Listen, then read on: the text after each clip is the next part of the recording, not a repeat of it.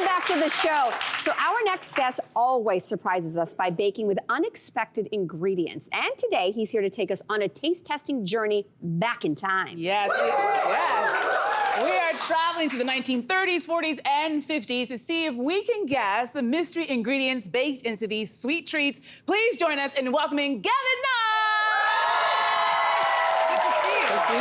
Thank you. Okay, Gavan, we have no idea what we're about to eat, but before we dig in, can you tell us a little bit about the inspiration behind these dishes? Sure. Yeah, you know I love bringing the unexpected to you, keeping you on your toes. So all of these bakes have a secret, unexpected ingredient in them. And as you were saying, they're from the 1930s to the 1950s, so taken in the Great Depression era and the time afterwards. Now, this was a time when ingredients were in short supply and families had to put up with higher unemployment rates, lower household incomes. So let's face factor, it was often the moms who were the ones that had to think outside the box and come up with creative ways of using ingredients or stretching them that further. Now, that's actually pretty relevant today with the grocery costs today are actually escalating. So true. And there are some ingredient shortages as well. So these can actually be pretty relevant today as well.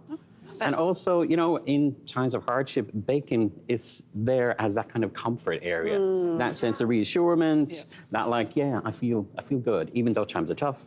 So yeah, here we are with these. Okay, are we ready? Yes. So we're gonna dive into our first dessert. We're gonna try to guess what is the secret ingredient. Okay, ladies, we're gonna dig in. It's far left, shall we? Okay. Okay, we're gonna taste. We're being ladies with a fork? Okay, I was gonna go with my hand. Just dive in, just go.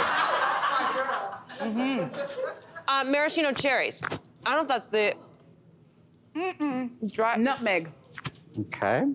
Now, No, I'm gonna say some kind of root vegetable just to throw a twist in there, because you said times were tough. Potato? I don't know. Nutmeg Carrot? cheap. Nutmeg is cheap. No. Ready? Ready? What's the secret Raisins? ingredient? What? Tomato soup? soup? What is it? I didn't see that one tomato coming. soup. Good. What in the what? Okay, you better break this down for us, Gavan. What are you doing? So, yeah. This is a tomato soup cake.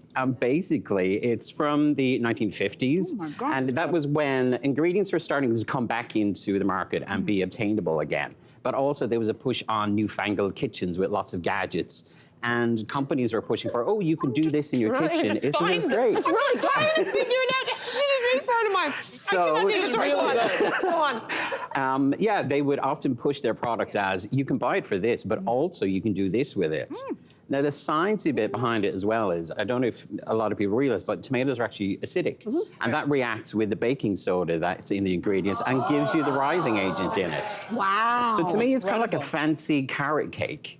Okay. That's You what know? it tastes like. That's exactly It's a what bit it like tastes that. And people always kind of react and go, wow, it's tomato soup. But we don't raise our eyebrows when we talk about zucchini bread or carrot No, cake. that's true.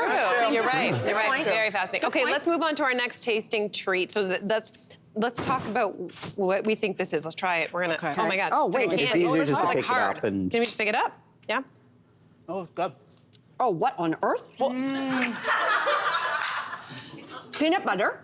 There is peanut butter in is, there. but there's something else. That's not that unexpected. Come on, Mal. It's like, it's I have no clue. no idea. You got a clue? Chickpeas? Let's lift the cloche and All see right. what happens. Potatoes! Wrong one. I could I was close. I could taste I'm the like, so consistency confused. of like, yeah, that's great. Okay. So these are potato candy. And basically, they're Germanic in origin and travel over here with migrants by word of mouth. It wasn't written down recipes in books or anything like that. And it was taken up then by Irish immigrants in the Appalachian regions because potatoes were easily accessible. And they started making this more and using it as gifts. So it was often given at Christmas times and birthdays. Oh, lovely gift, because it's very good. Yeah, and it's really easy to make. However, when it started coming out more and more in the market, it got Americanized by the addition of the peanut butter. Ah, I see. So it gave it that little So how something. do you make it? Because it's very sweet and it's a candy, basically. Yeah, it is. It's handy, and it's really, really easy. You basically have your potato, which you will wash, chop up, and boil. Okay. And you want to boil it till it's tender, and then mash it, preferably with a potato ricer rather than one of the mashy gadgets, that technical term. And then leave it get cold, go to room temperature, and gradually you're going to start adding in cups of powdered sugar. So you add it in until you get almost like the consistency of a fondant icing, so you can roll it into a ball. Chill that, flatten it out till it's about maybe 1/3 of an inch, 1/4 of an inch thick. Smear on your peanut butter, roll it up, and slice it into your little pinwheels. It's incredible. It tastes incredible. Neat. All right, so Gavin, let's move on to our next one. Now, this looks like a chocolate cake, but let's take a bite and find out what's hidden inside.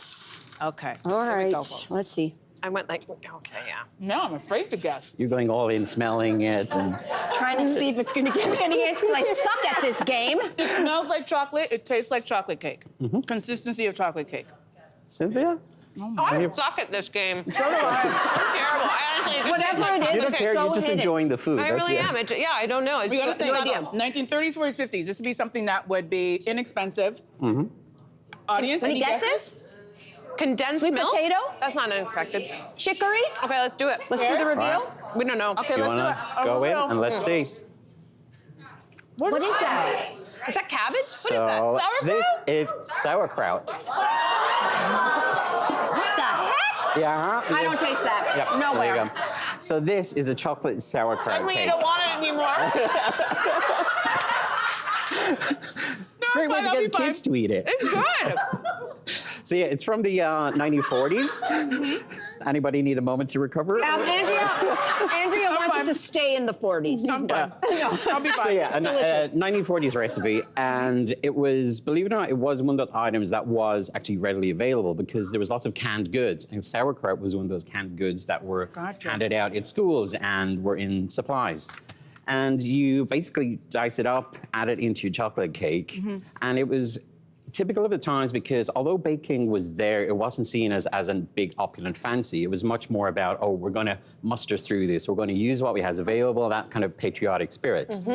And you end up getting this chocolate cake, and it adds touches almost like adding sour cream to it, so it has that tang there. Yeah. But the texture of it is slightly like coconut, as long Now- as you finely dice it up. It's really good. We only have 30 seconds to the last one, so we're going to dive into this last, what looks like an apple I got pie. this. Yeah. Well, I don't know if Guess? you do. Oh, are you going Guess in? what the secret? Okay, wait. We're ladies around. Oh, it is good. Wow. This I have is no idea. spectacular. Wow. This is So, like a butter tart meets an apple pie. okay, What's the secret ingredient? Do you mind doing it, Gavin? there you go. Rich crackers! It's crackers. Did you call that? What is the cracker? The crackers, basically, you cook the cracker in the pie, and it ends up taking on the texture of apple. So you have that kind of slightly citrusy flavor from lemon, and then the sugar syrup makes it like apple slices. This was my favorite. This makes up So for the it's- sauerkraut chocolate cake.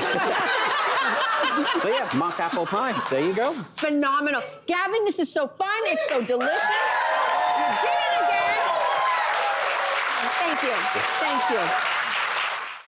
Hey there, what did you think? Drop your comments below and join the conversation. And don't forget to like and subscribe so you can find more on everything from food and fashion to pop culture and current events. See you soon.